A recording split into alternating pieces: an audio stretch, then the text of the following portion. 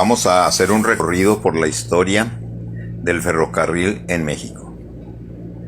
Los ferrocarriles en México tuvieron un inicio muy peculiar, con una notable diferencia de 36 años entre el primer proyecto en papel de 1837 y la inauguración del ferrocarril mexicano en 1873. Durante este periodo se habían establecido algunas líneas de corto alcance, como el que iba del puerto de Veracruz a San Juan en 1842 de 19 kilómetros y el que iba del Zócalo de la Ciudad de México a la Villa de Guadalupe en 1857. Pero lo cierto es que durante buena parte del siglo XIX el territorio nacional seguía recorriéndose a pie, en carreta o a lomo de bestia, mientras que en el resto de América Latina había ya una fuerte presencia del ferrocarril debido al impulso de las exportaciones de materia prima. En esa época, el transporte mexicano dependía de los equilibrios sociales, de los conflictos políticos, las guerras y las condiciones geográficas del territorio nacional. En un principio, la implementación ferrocarrilera fue concebida como sustituto de los antiguos caminos. No es de extrañarse que muchas vías siguieron los trazos de las antiguas rutas de comercio entre la costa y el altiplano, como el camino del ferrocarril nacional mexicano Veracruz en su trayecto por Córdoba y Orizaba.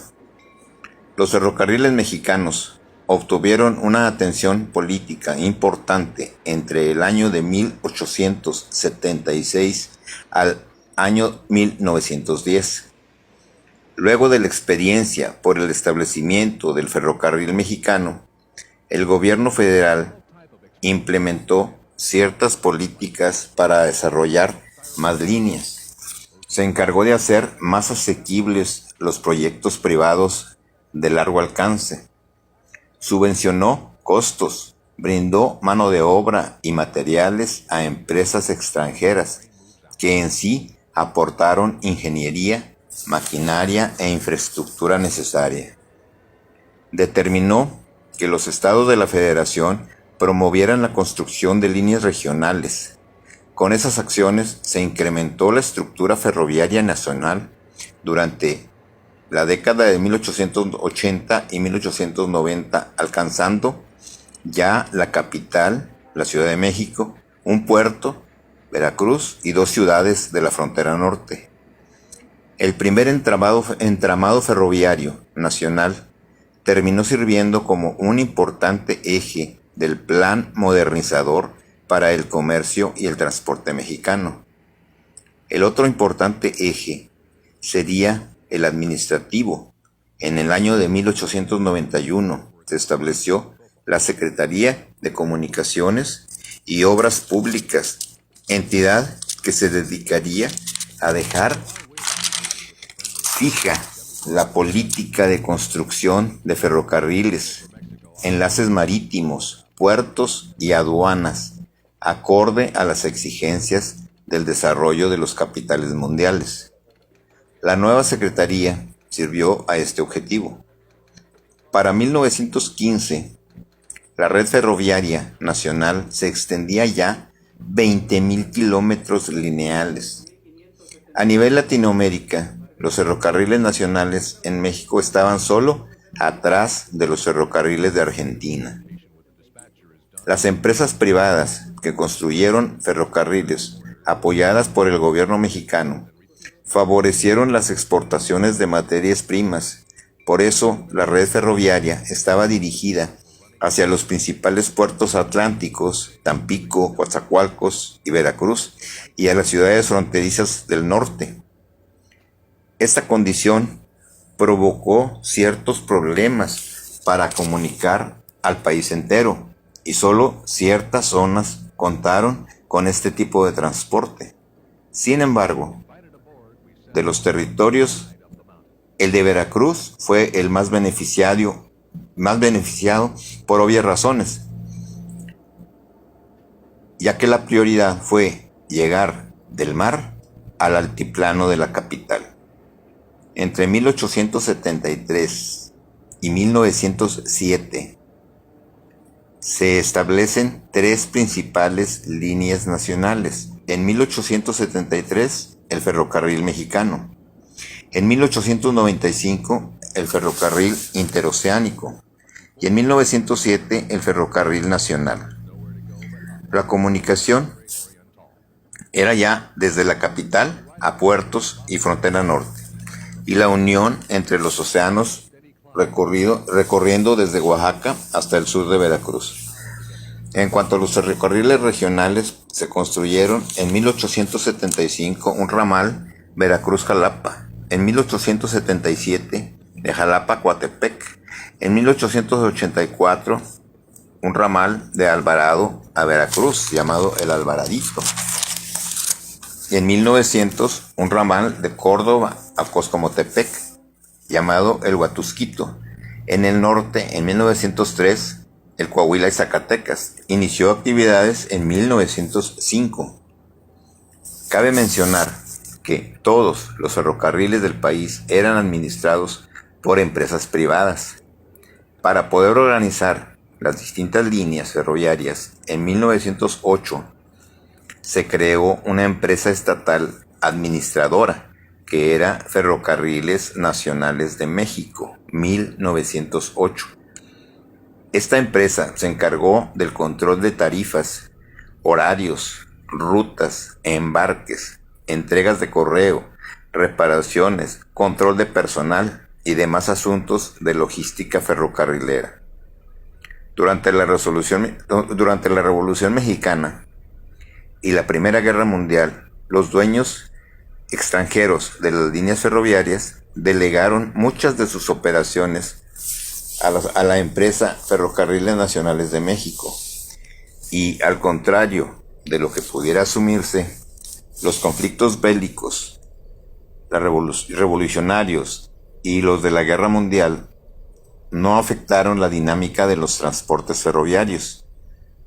Los enfrentamientos revolucionarios se enfocaron en dañar vías, pero nunca dejaron al servicio inutilizable, mientras que la Guerra Mundial propició una demanda exterior de productos primarios que mantuvo a los ferrocarriles en movimiento y en un auge económico.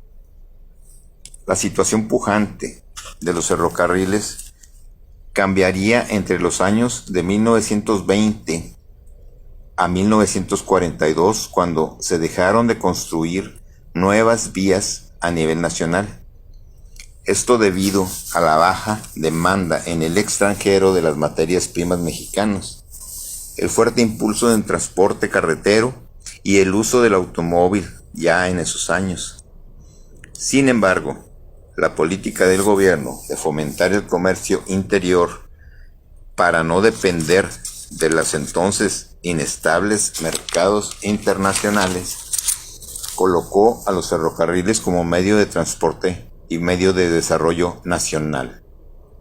En 1937 se propició la nacionalización de las empresas ferroviarias en manos extranjeras, dejando a la empresa Ferrocarriles Nacionales de México como la administradora general, 1937, y desde 1938 al Sindicato de Ferrocarriles como su dirigente administrador. 2 años después, en 1940, los ferrocarriles cambiaron su administración y entrarían a un periodo de mucha actividad y efervescencia política. El gobierno mexicano retiró al sindicato de la administración y estableció un consejo para su manejo, y convirtió el estatus de la empresa Ferrocarriles Nacional Mexicano como entidad pública descentralizada. Durante la Segunda Guerra Mundial, la infraestructura ferrocarrilera mexicana sería nuevamente explotada para satisfacer las necesidades del exterior, manufacturas y metales industriales, claro, en detrimento de las industrias agrícolas nacionales. Se hizo un plan de cooperación con Estados Unidos para mejorar la explotación de la red, atendiendo a aquellas líneas que enviaban mercancías al país del norte. En 1933 se implementó el tren de Tampico a la Ciudad de México, era el Central Mexicano, y también el Ferrocarril del Sureste en 1949, que era Veracruz-Campeche. En 1949 ya hubo la implementación general de la vía ancha. Se dieron estas innovaciones con el auge nacional entre 1944 y 1950. Durante las décadas de 1950 a 1970, los ferrocarriles mexicanos se modernizaron y experimentaron una intervención institucional importante que buscó convertirlos en una empresa completamente nacional y totalmente actualizada. La recién establecida Secretaría de Comunicaciones y Transportes de 1959 tuvo un papel importante en dicho proceso. Buscó incorporar nuevas tecnologías de arrastre y carga, pero con el objetivo de incorporar a los diversos ferrocarriles en una verdadera red nacional. En esta etapa se incorporaron las locomotoras diésel con mayor velocidad, poder de arrastre y aceleración y una autonomía mayor en su recorrido, ya que anteriormente las locomotoras de vapor su autonomía era un promedio de 60 a 100 kilómetros en promedio de autonomía. En 1952 se constituyó una empresa para la construcción de locomotoras y carros de ferrocarril. Se estableció en el Valle de Irolo, dando origen a la nueva ciudad industrial de Sahagún, Hidalgo. 2 años después, salió la primera unidad fabricada totalmente en México. Ya para 1962 se exportaba maquinaria a Centro y Sudamérica. En 1955 se modernizan y construyen los grandes talleres de San Luis Potosí, Aguascalientes y Jalapa. En 1959 la estación Buenavista se inició en sus actividades en la Ciudad de México. Estas implementaciones se apoyaron en la Secretaría de Comunicaciones y Transportes. Esta institución se dedicó al estudio y planeación de los negocios ferroviarios y administraría los ferrocarriles de índole federal y otorgar en su caso concesiones nuevas a las líneas regionales, supervisar y vigilar el funcionamiento y operación de las mismas. Esta secretaría inició la integración de todos los ferrocarriles en una sola empresa. En 1960 se anexó el Ferrocarril Mexicano a Nacionales de México. Fue el primer gran ferrocarril de largo trayecto creado en 1873, incorporado finalmente a la administración del país. El plan integrador de la Secretaría de Comunicaciones y Transportes para los ferrocarriles se cristalizó en un periodo de entre 1965 y 1985, en el cual hubo notables contrastes.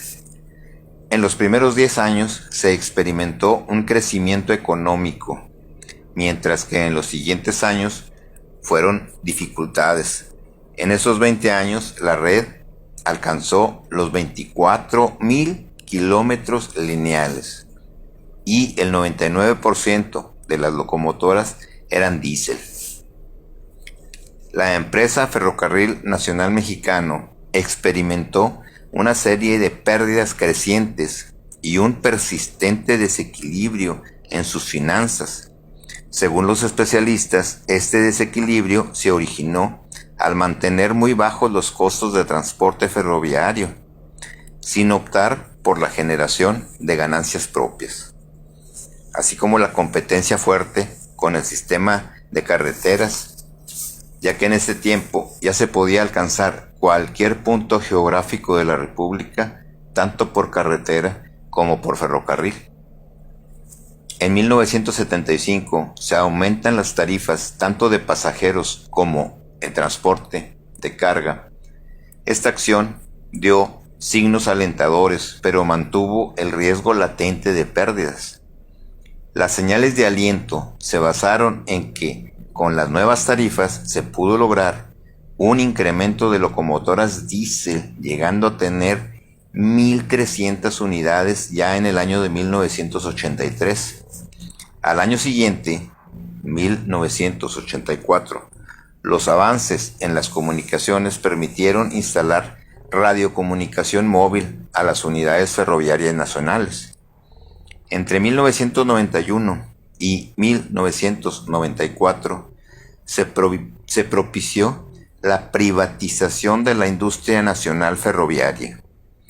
La empresa estableció un programa de cambio estructural cuyo proyecto incluyó la modificación de la Constitución y de las leyes para establecer que los ferrocarriles dejaran de ser una empresa estratégica exclusiva del Estado mexicano. El programa buscó abrir la participación de la empresa privada que, junto con las políticas dirigidas a atender el comercio exterior con Estados Unidos y Canadá, y se establecieron importantes condiciones para permitir este cambio trascendental. Desde finales del siglo XX y principios del siglo XXI, el principal beneficiado de dicho proceso privatizador fue el ferrocarril de carga y el comercio exterior. Diversas empresas han usado la infraestructura ferroviaria para garantizar el traslado de las mercancías hasta los confines de toda Norteamérica. Este movimiento ha propiciado el intercambio de mercancías y materiales entre México, Estados Unidos y Canadá, con varios beneficios y retos contemporáneos. Al contrario de lo que pudiera asumirse, actualmente el ferrocarril ha sido revalorado y considerado como un importante impulsor del desarrollo económico. Se están desarrollando importantes proyectos nacionales, como el tren interoceánico en el Istmo de Tehuantepec, que incluye rehabilitación de estructuras, vías, bodegas, estaciones y la integración de parques industriales. El proyecto del Tren Maya, con 1,500 kilómetros de recorrido en los estados de Chiapas, Tabasco, Campeche, Yucatán y Quintana Roo. A 130 años, los trenes en México siguen siendo hoy, más que nunca, detonantes de un crecimiento económico cada vez mayor.